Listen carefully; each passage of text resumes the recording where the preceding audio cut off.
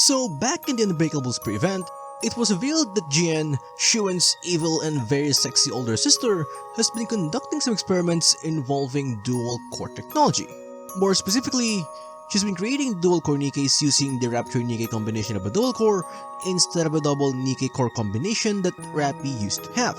And we know this because it was revealed in the event that Jian didn't just replace some of Uni's parts with that of a Rapture's, because she also installed a Rapture core next to Uni's core. Uni was used as a test subject and fused with a Rapture. She now carries 2 cores inside her. And are you saying one of those cores is... Yes, I believe it belonged to a Rapture. A Rapture core? Now, if you read the event, then you'll know that Mihara made a deal with Jian where she agreed to be one of Jian's test subjects in exchange for power, as well as Jian agreeing to stay away from Uni and Mori. And this deal turned out to be one of the best decisions these two ever made because Mihara is the first successful test subjects in these dual core experiments. But before we talk about Mihara's dual core upgrade, first let's talk about one important detail that's finally been made clear back in the event. Because it was finally confirmed that creating dual-core Nikkes isn't as simple as just putting 2 cores next to each other inside one body. Because according to Jian, Nikke cores are protected by a barrier. What's this barrier you're both talking about? Nikke cores have a safety mechanism, which makes it so they can't react with other cores. Even if it's 2 Nikke cores in one body, it prevents them from interacting. So if you want to create a dual-core Nikke, then you're going to need to find a way to bypass the barrier first. And currently, it seems like Jian is the only one outside of the deep who knows how to do this. Or at the very least, she's the only one brave enough to conduct this forbidden research who is still around in the Ark. Because to no one's surprise, a terrible fate awaits those who become privy to this forbidden knowledge. What? Are you telling me you figured out a way? How? That's my little secret. If I told you, you might have to get sent somewhere awfully dangerous. You don't want that, do you? This explains why Jian is unable to leave the deep sector of MMR, as she is most likely hiding from those who want to stop her from conducting her research. And this could also be the reason why Xuan is the current CEO of Missilis despite Jian being the older sister. Which is something that we might discuss in another video. Now, let's go back to talking about Mihara's dual core. So, according to Jian, the barrier is also responsible for preventing Rapture cores from consuming Nikke cores and vice versa. Because apparently, that's what happens when these cores interact with each other. You mean Nikke and Rapture cores can consume each other? Yes, a clear example of that is core dust. It can distill a Rapture core down to its essence and use that to stimulate growth within a Nikke's own core. Jian! Oh dear, there I go again, running my mouth. So what happened when Mihara activated her dual core is that her cores started consuming each other. Or I guess it's more accurate to say that they started fusing. Code release. Activate all cores to their limit. Initiate fusion. Recognition complete. Activate all cores in body to their limit. Error. Reaction error. Fusion unsuccess. Unlock code deep.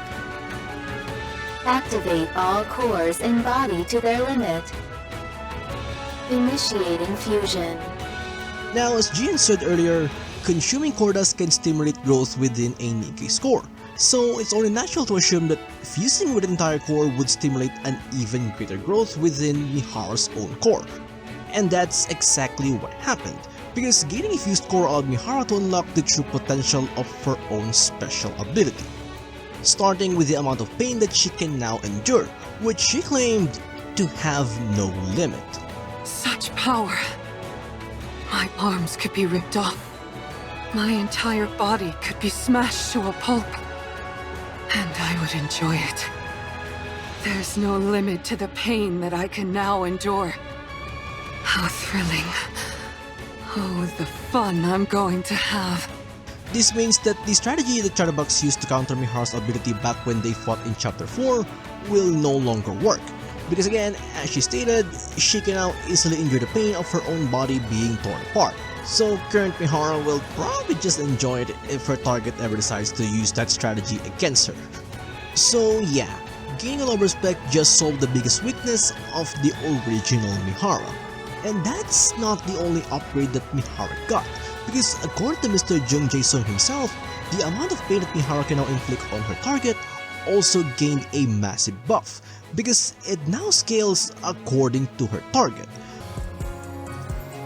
네, 그렇다고 할 수 있죠. 그러니까 미아라가 1이고 글루트니가 10이라고 치면은 근데 미아라가 그 능력을 걸면 그냥 10대 10이 돼버리는 아주 좀 원칙기적인 그런 능력이라고 봐주시면 될 것 같습니다. So if you're wondering why something that is as simple as Mihara biting her own cheek was enough to immobilize Gluttony, it's because of this.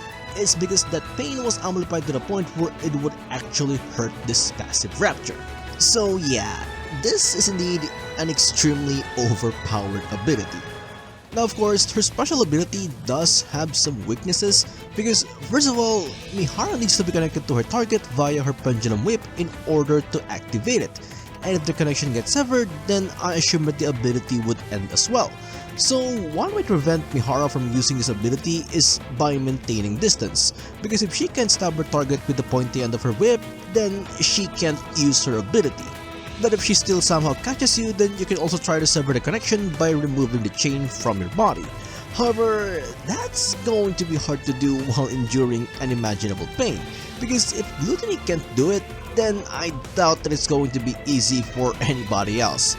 Now of course, there's also the option of just enduring all the punishment that Mihara can dish out, since she can only keep this ability active for 30 minutes. So if you can endure the pain for that duration, then you can potentially fight back once it's over.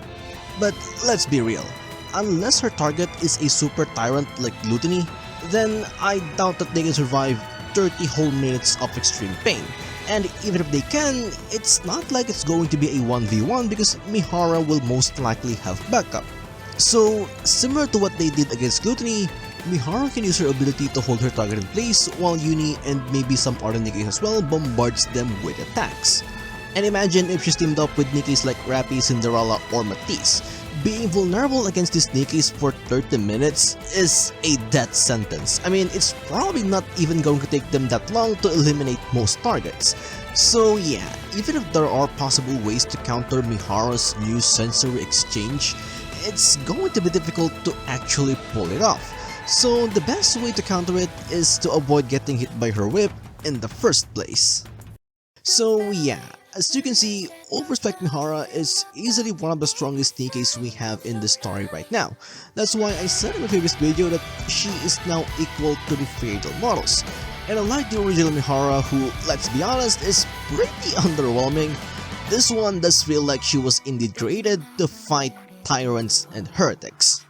So I'm really excited to see more of her in the future, as well as what happens once Uni gets her own Over-Spec, because that will be awesome.